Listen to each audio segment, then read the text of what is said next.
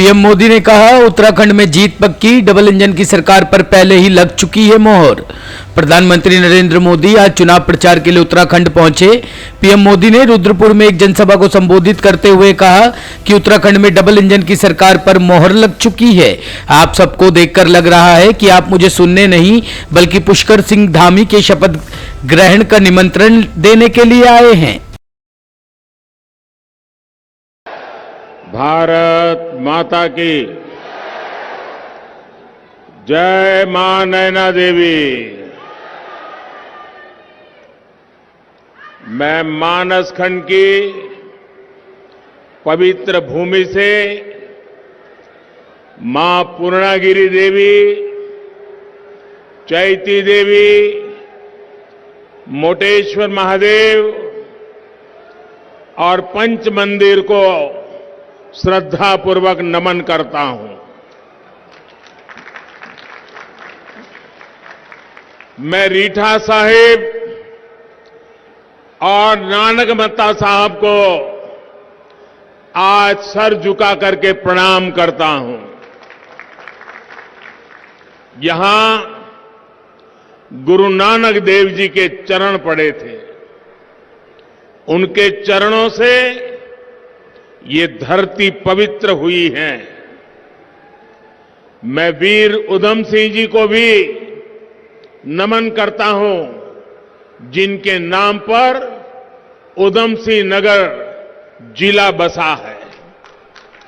आजादी के अमृत महोत्सव में उधम सिंह जी जैसे शहीद देश के लिए बहुत बड़ी प्रेरणा है। आप हम सभी को अपना स्नेह देने के लिए, अपना आशीर्वाद देने के लिए इतनी बड़ी मात्रा में यहां आए हो, मैं आपका हृदय से बहुत बहुत आभार व्यक्त करता हूं। यूपी सरकार से बोला सुप्रीम कोर्ट, सीए विरोधी प्रदर्शनकारियों को जारी रिकवरी नोटिस को ले वापस, नहीं तो हम खुद करेंगे रद्द। सुप्रीम कोर्ट ने उत्तर प्रदेश सरकार से दिसंबर 2019 में कथित सीए विरोधी प्रदर्शनकारियों को जारी किए गए रिकवरी नोटिस को वापस लेने के लिए कहा है। शीर्ष अदालत ने कहा कि यूपी सरकार की कार्यवाही उसके द्वारा निर्धारित कानून के विपरीत थी। न्यायमूर्ति डीवाई चंद्रचूड़ और न्यायमूर्ति सूर्यकांत की पीठ ने राज्य को वसूली नोटिस वापस लेने का अंतिम मौका देते हुए कहा कि अगर ऐसा नहीं होता तो शीर्ष अदालत कानून का उल्लंघन करने के लिए कार्रवाई को खुद ही रद्द कर देगी। पीठ ने उत्तर प्रदेश की ओर से पेश वकील से कहा कि कार्रवाई वापस ले ले, हम इस अदालत द्वारा निर्धारित कानून का उल्लंघन करने के लिए इसे रद्द कर देंगे। सुनवाई के दौरान पीठ ने कहा कि उत्तर प्रदेश ने आरोपियों की संपत्तियों को कुर्क करने के लिए की गई कार्रवाई में खुद शिकायतकर्ता, फैसला करने वाले और अभियोजक की तरह काम किया है। पीएम पुष्कर सिंह धामी का बड़ा ऐलान, उत्तराखंड में लागू होगा यूनिफॉर्म सिविल कोड। उत्तराखंड विधानसभा चुनाव को देखते हुए सीएम पुष्कर सिंह धामी ने बड़ा दावा खेला है।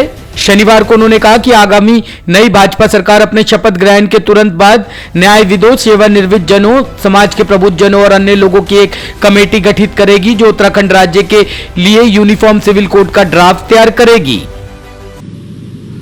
उत्तराखंड की सांस्कृतिक आध्यात्मिक विरासत की रक्षा, यहाँ के पर्यावरण की रक्षा और राष्ट्र रक्षा के लिए उत्तराखंड की सीमाओं की रक्षा, ये तीनों ही आज उत्तराखंड ही नहीं बल्कि पूरे भारत के लिए अहम है। इस दृष्टि से आगामी नई बीजेपी सरकार अपने शपथ ग्रहण के तुरंत बाद न्यायविदों, सेवानिवृत्त जनों, समाज के प्रबुद्ध जनों और अन्य स्टेक होल्डरों की एक कमेटी गठित करेगी जो कि उत्तराखंड राज्य के लिए यूनिफॉर्म सिविल कोड का ड्राफ्ट तैयार करेगी। इस यूनिफॉर्म सिविल कोड का दायरा विवाह, तलाक, जमीन जायदाद और उत्तराधिकार जैसे विषयों पर सभी नागरिकों के लिए समान कानून, चाहे वो किसी भी धर्म में विश्वास रखते हों, होगा। ये यूनिफॉर्म सिविल कोड संविधान निर्माताओं के सपनों को पूरा करने की दिशा में एक अहम कदम होगा और संविधान की भावनाओं को मूर्त रूप देगा। ये भारतीय संविधान के आर्टिकल 44 की दिशा में भी एक प्रभावी कदम होगा जो देश के सभी नागरिकों के लिए समान नागरिक संहिता की संकल्पना प्रस्तुत करता है। सर्वोच्च न्यायालय ने भी समय समय पर इसे लागू करने पर जोर ही नहीं दिया बल्कि कई बार इस दिशा में कदम नहीं उठाने के लिए भी नाराजगी व्यक्त की है। साथ ही इस महत्वपूर्ण निर्णय में हमें गोवा राज्य से भी प्रेरणा मिलेगी, जिसने एक प्रकार के यूनिफॉर्म सिविल कोड लागू करके देश में एक उदाहरण पेश किया है, जिसका उद्धरण सुप्रीम कोर्ट के माननीय जजों द्वारा भी दिया गया है। उत्तराखंड में जल्द से जल्द यूनिफॉर्म सिविल कोड लागू करने से राज्य के सभी नागरिकों के लिए समान अधिकारों को बल मिलेगा। इससे राज्य में सामाजिक समरसता बढ़ेगी, जेंडर जस्टिस को बढ़ावा मिलेगा, महिला सशक्तिकरण को ताकत मिलेगी और साथ ही देवभूमि की असाधारण सांस्कृतिक आध्यात्मिक पहचान को, यहाँ के पर्यावरण को सुरक्षित रखने में भी मदद मिलेगी। उत्तराखंड का यूनिफॉर्म सिविल कोड दूसरे राज्यों के लिए भी एक उदाहरण के रूप में सामने आएगा।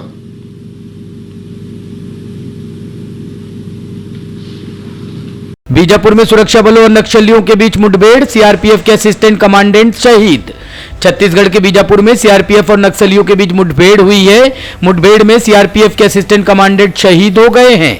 बस्तर के इंस्पेक्टर जनरल पी सुंदर राज ने बताया कि यह मुठभेड़ पुटकेल के जंगल में हुई है। शहीद असिस्टेंट कमांडेंट 168 बटालियन में तैनात थे। सीआरपीएफ अधिकारी ने आगे बताया कि मुठभेड़ में सीआरपीएफ का एक जवान घायल भी हुआ है। सुंदर राज ने बताया कि मुठभेड़ बांसगुड़ा थाना क्षेत्र के उसर प्रखंड के तिम्मापुर से सटे पुलकेट के जंगलों में हुई। उद्योगपति राहुल बजाज का निधन, 83 साल की उम्र में दुनिया को कहा अलविदा। उद्योगपति राहुल बजाज का आज निधन हो गया है। राहुल बजाज 83 वर्ष के थे। वह बजाज समूह के अध्यक्ष थे। भारत सरकार ने 2001 में राहुल बजाज को पद्म भूषण से नवाजा था। 2006 से 2010 तक राहुल बजाज राज्यसभा के भी सदस्य रहे थे। राहुल बजाज ने 5 दशकों में बजाज समूह को उसकी बुलंदियों तक पहुंचाने में महत्वपूर्ण भूमिका निभाई थी। उनका जन्म 10 जून 1938 को कोलकाता में हुआ था। उन्होंने बजाज समूह की कमान 60 के दशक में संभाल ली थी। 2005 में उन्होंने अपना चेयरमैन का पद छोड़ दिया था। इसके बाद उनके बेटे राजीव बजाज ने ये जिम्मेदारी संभाली। उन्होंने दिल्ली विश्वविद्यालय से अर्थशास्त्र में ऑनर्स की डिग्री, बॉम्बे विश्वविद्यालय से कानून की डिग्री और हार्वर्ड बिजनेस स्कूल से एमबीए भी किया था।